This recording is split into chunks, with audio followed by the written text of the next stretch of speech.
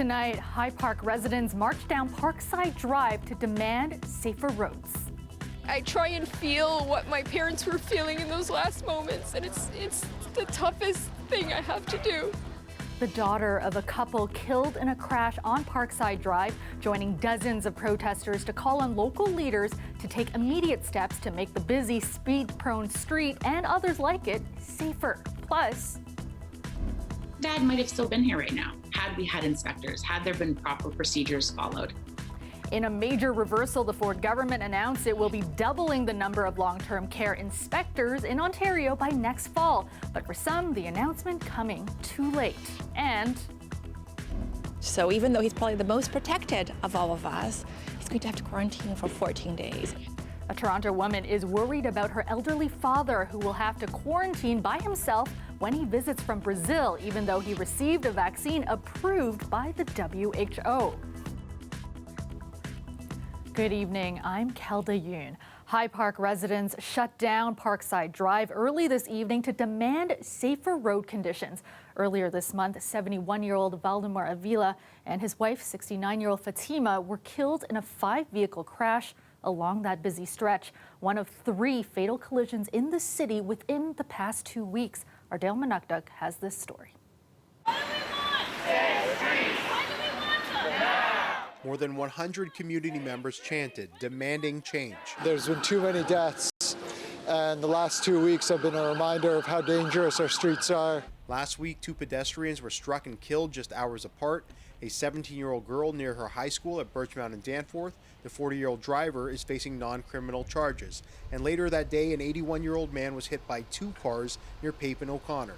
We mark this with a moment of silence. Today's protest ended at the spot where Fatima and Valdemar Avila were killed 2 weeks ago. Their daughter Ashley was present and in tears. It brings me back to 2 weeks ago, the moment I try and feel what my parents were feeling in those last moments. The accident happened 4 days before her 3-year-old's birthday party. It was tough. It was their first birthday without their grandparents, right? And we have a lot more of those coming, unfortunately. Police say that the 38-year-old driver of a BMW was speeding and crashed into the Avila's Toyota Matrix, causing a chain reaction crash. Avila says no charges have been laid at the moment, and while she forgives the driver, she does want justice. When there's an action, there's a reaction, and there's some sort of justice needs to be done where he needs to learn his consequences of his actions. The Parkside community has been advocating for a safer road for years. Councillor Gord Perks announced several changes, including installation of a temporary sidewalk on the west side of the street.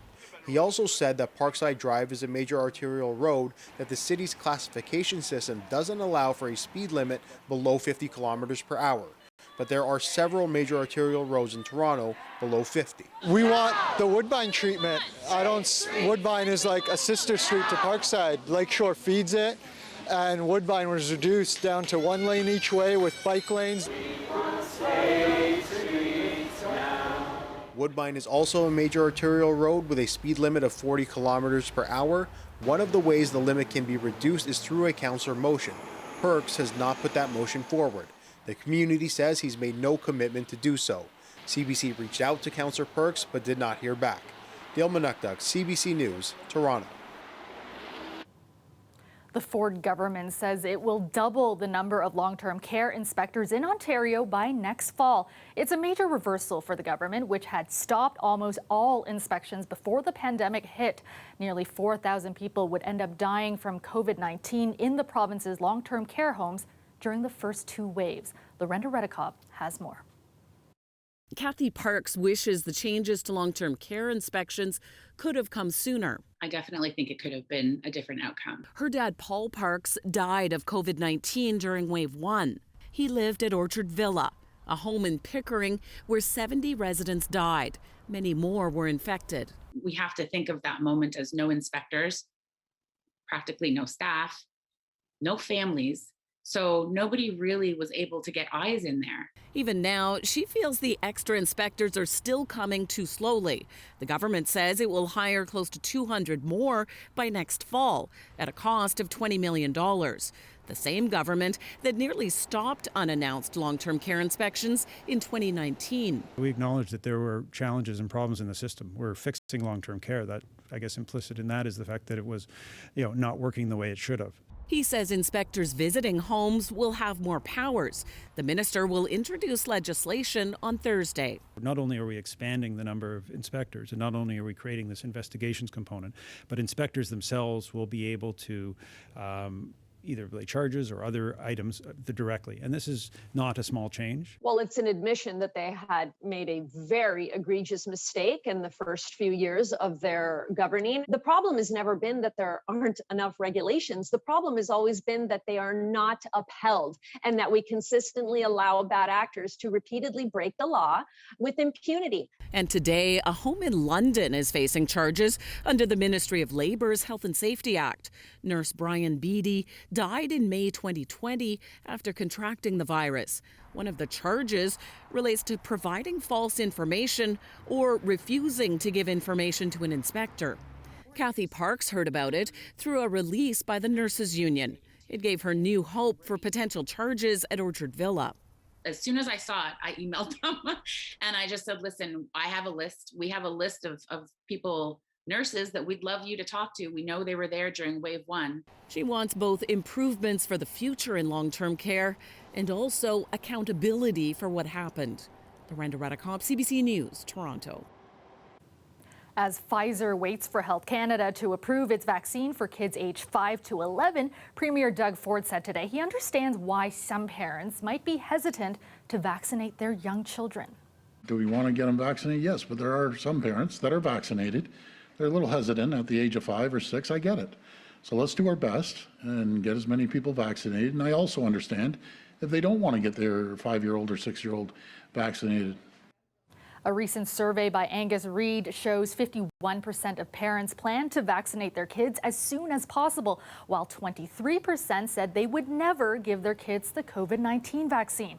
Ford also made a plea today to all unvaccinated healthcare workers to get their shot. He says he doesn't want Ontario to fall further behind on diagnostic tests and backlogged surgeries. And the pandemic has led to the delay or cancellation of millions of healthcare services across the province. Today, the Ontario Medical Association presented a prescription for addressing that backlog. Natalie Collada has more on the plan. The diagnosis isn't good.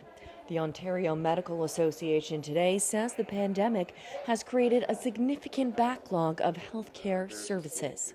Doctors are already seeing patients who are sicker than they should be because of serious conditions undetected or untreated during the pandemic. According to the group of doctors, there are 20 million backlogged healthcare services in the province. Surgeries, diagnostic tests that are expected to take years to correct, including 30 months to clear the wait list for knee replacements, 25 months for cataract surgeries, and 14 months for bypass surgeries.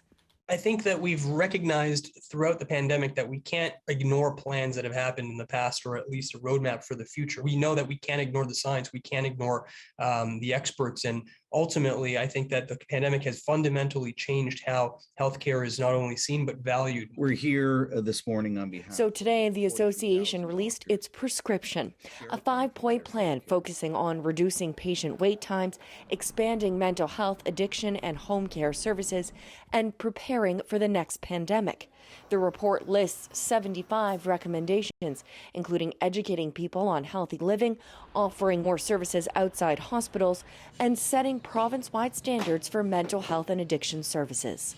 Ontario has fallen behind the rest of Canada. I think we rank number 9 in per capita spending on healthcare.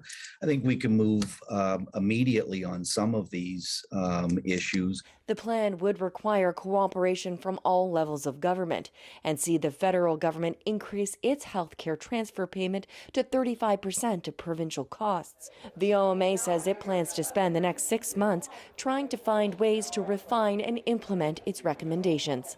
Natalie Collada, CBC News, Toronto. Meteorologist Colette Kennedy joins us now with your first look at the forecast. And Colette, a good day to cozy up indoors. Another day of gray skies and wet weather. Yeah, the wet weather, the gray skies, you've got that. And then you add to that those winds. They were quite strong. We still have the northwesterly breeze, but much stronger earlier and gusty. So that made for a blustery wet day, right? And that's where the temperatures kind of got stuck in that 7 to 9 degrees, 6 for Barrie, in terms of what we were seeing through most of the afternoon hours. And then in some cases, in fact, kind of coming up a degree or so through the overnight tonight as we head into Wednesday. We're going to see some big changes, by the way, heading into Wednesday. And let me show you, first of all, with the satellite radar imagery here, how it's going to kind of break apart. So in the morning may still be kind of variable skies, but we will get into clearing and get into more sunshine. Where you're going to get caught is here in southwestern Ontario and a portion of eastern Ontario, where you're going to get stuck in more overcast conditions. It will take longer to clear there. Tonight, though, that temperature nearly steady around 8 degrees. Tomorrow soaring to 16 with that sunshine. And, you know, it's looking like another La Nina affecting our winter pattern. When I come back, Kelda, we'll take a look at what that might mean for us. All right, looking forward to it. Thanks, Colette. CBC Radio Canada has found more than 300 healthcare workers across Ontario have been fired for failing to comply with hospital vaccination mandates. Now, that includes more than 150 workers from Toronto's University Health Network. The fired workers either chose not to get vaccinated or did not present proof of vaccination by the deadline. Meanwhile, more than 800 employees in the province have been suspended without pay for not getting vaccinated or for not disclosing their vaccination status. The hospitals say in most cases, these healthcare workers are being replaced by new or part-time employees. They add that patient care has not been impacted. Ontario's education minister says 50,000 people could lose their jobs if the province mandated COVID-19 vaccines for education workers. Responding to the NDP during question period, Stephen Lecce says Ontario is already facing staffing challenges. He says unvaccinated workers are required to provide proof of a negative COVID test to enter a school. The government says the 50,000 figure includes education workers who are unvaccinated or won't disclose their status. Now, earlier this month, Lecce said about 80% of school staff say they have been fully vaccinated against the virus. Some school boards, including the TDSB, have put in place tougher vaccine policies that include possible termination. A Toronto resident waiting for her elderly parents to visit from Brazil next month says she's worried for her father, who will have to quarantine for 14 days by himself. Now, that's because he's received 2 shots of China's Sinovac vaccine, approved by the WHO, but not by Health Canada. Samantha Beattie has this story. Liv Capozzi is counting down the days until she reunites with her parents, not over Zoom, but right here at her Toronto home. I'm super excited to just see them and hug them, and I want them to just be able to relax and be able to enjoy my kid. But for her dad, Sergio, there will be a painful delay. Because he only has the 2 Sinovac vaccines, which are not recognized by Health Canada. He is deemed as he's unvaccinated. So even though he's probably the most protected of all of us, he's going to have to quarantine for 14 days. And that's a huge psychological hurdle for all of us. Sergio's also received a Pfizer booster and was infected with the virus. He cares for his wife, who happened to get 2 AstraZeneca shots and doesn't have to quarantine. Due to that, I don't belong to the same rank that my wife does. Health Canada says the Chinese makers of the Sinovac vaccine have not applied for approval here. And for now, people like Sergio are not considered fully vaccinated, no exceptions.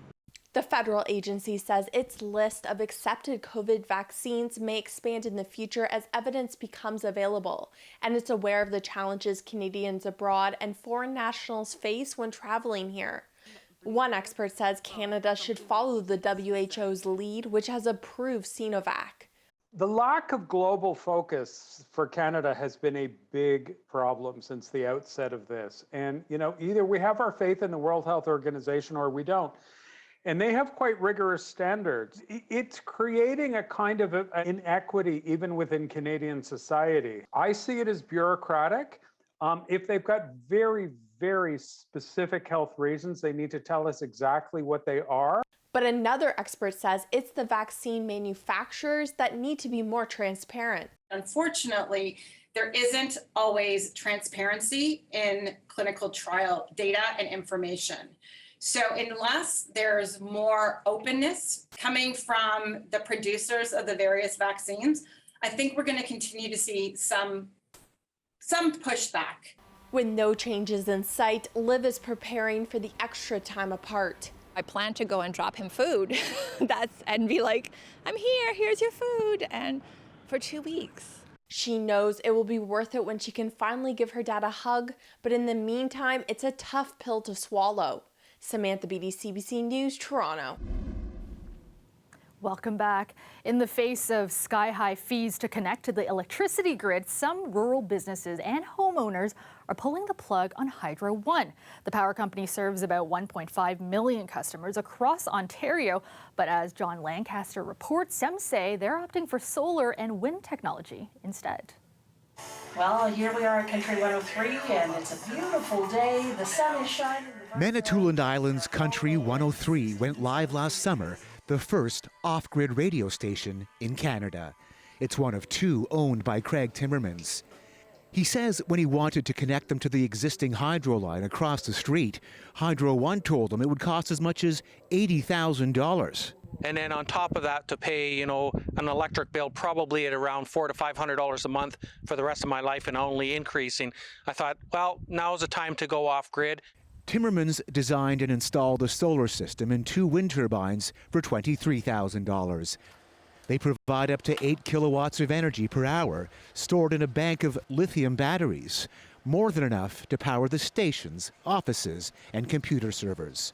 A propane furnace heats the building. It's a way of life, and it is a way that you just be a little more conscious. So on really cloudy days or stormy days or at nighttime, you remind yourself to turn computers off, turn off some of the lights that aren't being required. It's just looking at things a little bit different, and you know what? That's probably a good thing. His high-powered 77,000-watt radio transmitters also run primarily on wind and solar. Hydro One tells CBC News, like every other energy provider, it's guided by provincial regulations that require customers to pay to hook up to the grid. The further away an existing line is, the more someone will pay to connect. So this is where your house is going to be, on this pad? Yes. It's a prefab, and it's going to be actually just backed right onto this pad. Chris Hartwell is waiting for his prefabricated home to arrive in Minden Hills.